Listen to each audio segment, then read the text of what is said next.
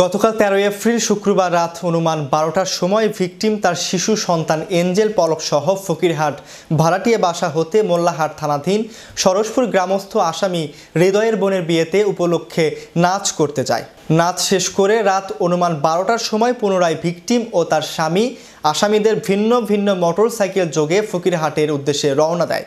আসামিগণ তার স্বামীকে রেখে ভিকটিমকে আলাদা মোটরসাইকেল যোগে আগেই রওনা হয়ে মোল্লাহাট থানাধীন ঘাটবিলা এলাকায় পরিত্যক্ত 3 শেডের ঘরের সামনে পৌঁছালে আসামিগণ মোটরসাইকেল থামিয়ে ভিকটিমকে তার ইচ্ছার বিরুদ্ধে মোটরসাইকেল থেকে জোর করে নামিয়ে টেনে হিঁচড়ে সেই পরিত্যক্ত 3 শেডে নিয়ে 8 জনে তাকে পর্যায়ক্রমে গণধর্ষণ করে।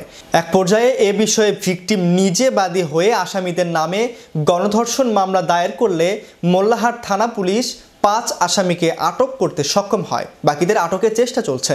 বিষয়টি নিশ্চিত করেন মোল্লাহাট থানা অফিসার ইনচার্জ আশরাফুল আলম। যে মোল্লাহাট মহাসড়কে জয়ডিহি টু মাদ্রাসাঘাটের সামনে ঘাটবিলা শাকিনস্ত একটি পরিত্যক্ত জায়গায় একটা পরিত্যক্ত ঘর আছে। সেই ঘরের মধ্যে ভিকটিমকে নিয়ে 8 জন দুর্বৃত্তরা পালাক্রমে তার ইচ্ছার বিরুদ্ধে ধর্ষণ করে। পরবর্তীতে ওই মেয়েটিকে ভয়ভীতি দেখে ফকিরহাটে আগায় দেওয়ার সময় পথিমধ্যে মেয়েটির স্বামী তার ডাক চিৎকারে টহল পুলিশ 4 জনকে ওই সময় সংকেত দেয়। পরবর্তীতে ওই 4 জনকে আমরা গ্রেপ্তার করি, আইনগত হেফাজতে নিই।